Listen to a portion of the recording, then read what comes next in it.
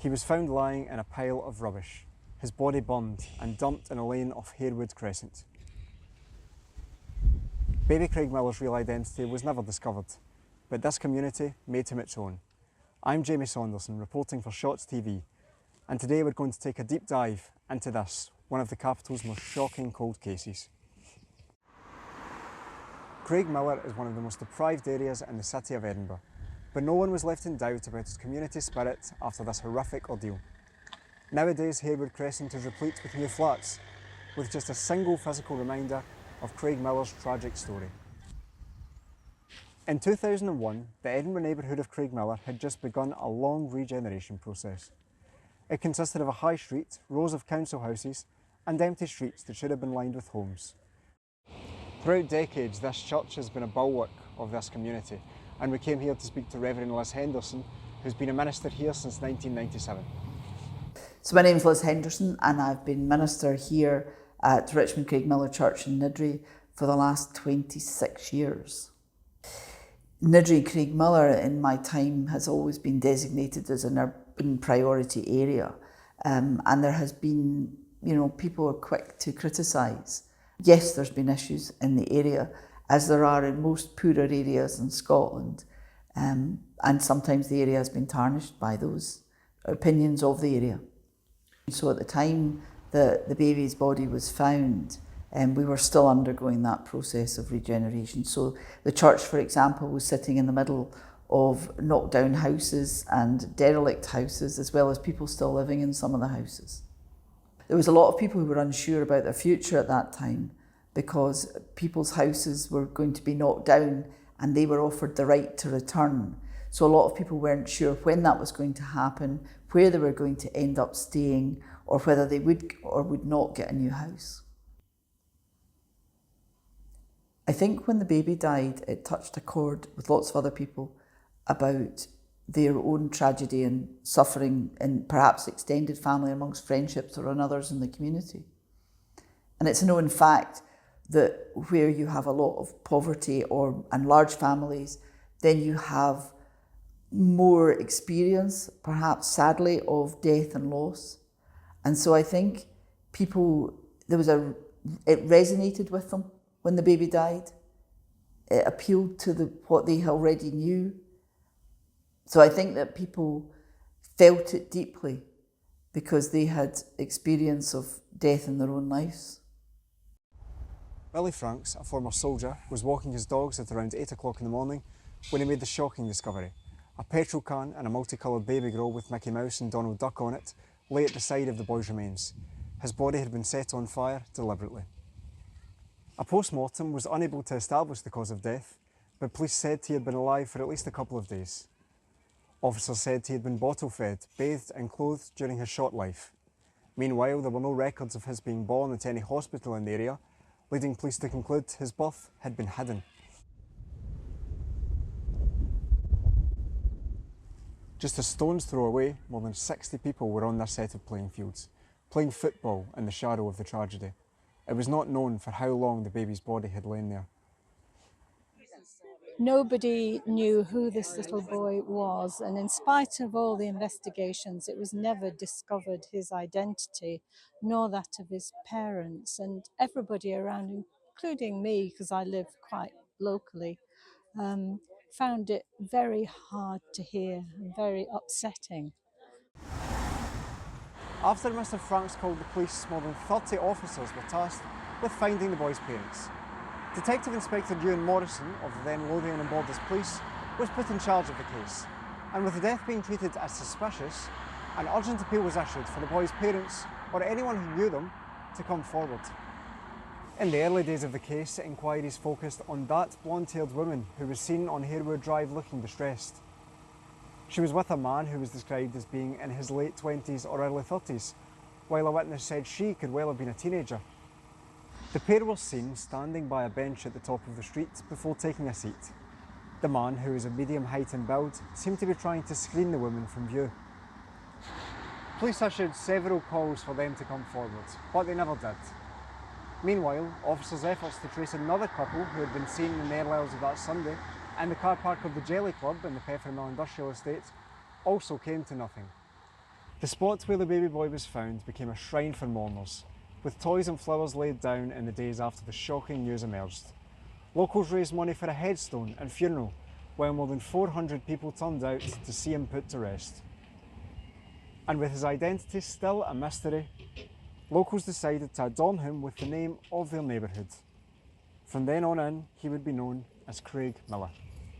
There was a real desire in the community that the baby should have a proper burial, that the baby shouldn't just be forgotten, and that the community wanted to look after the baby almost as one of their own.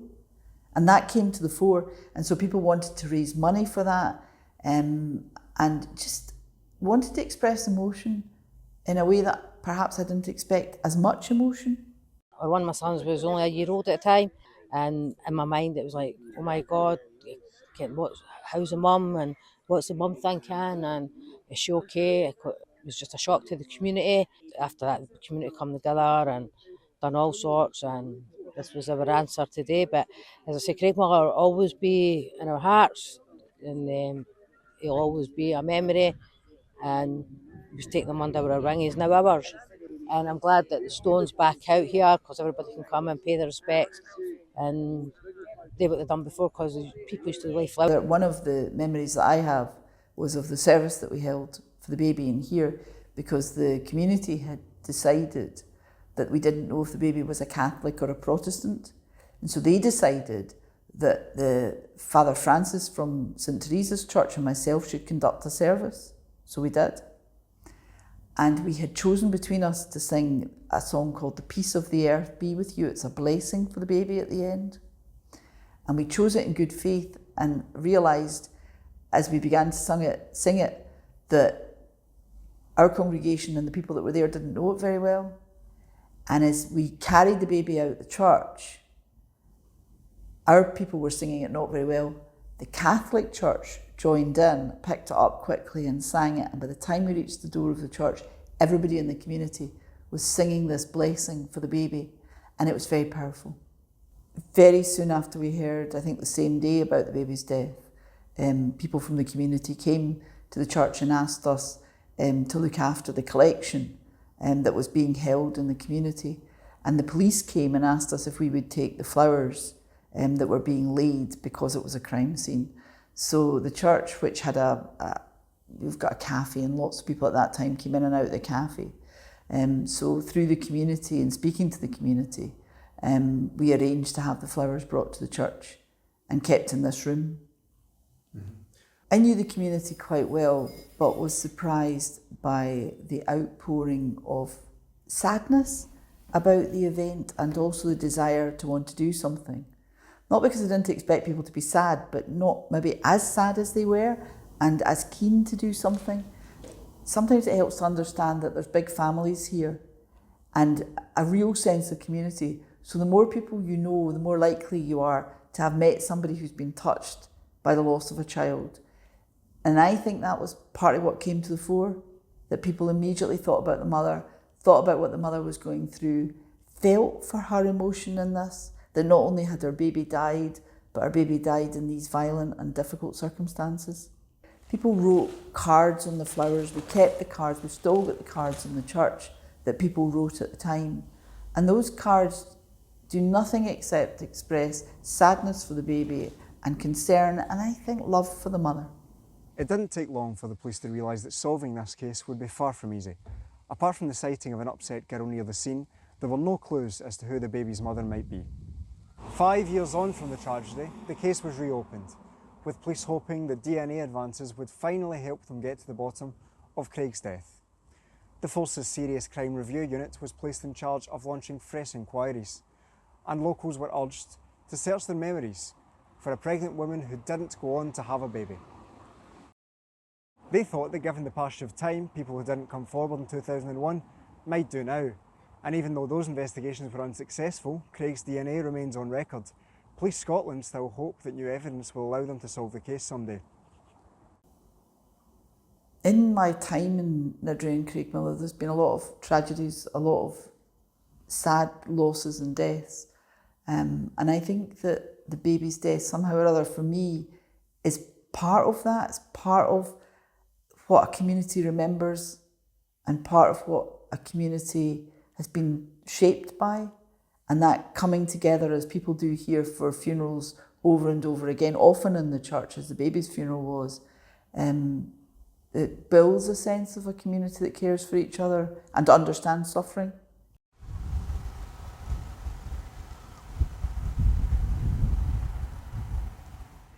A funeral director who decided to remain anonymous donated a granite stone which would be used as a memorial at the site of baby Craig's discovery. It was removed in 2019 due to work at Castlebrae High School.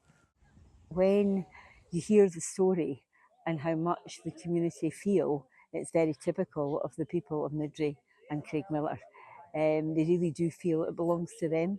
So we were really, really keen to work with the community to find what would be best for the community going forward.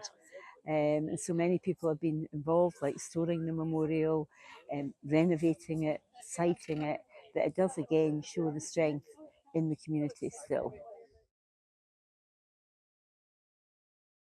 But it was reinstalled in 2024 here on Harewood Road. There was a big turnout at the official opening in April, demonstrating that this area keeps the tragic youngster close to its heart more than 23 years on. The stone reads, Craig Millar, found March the 11th, 2001.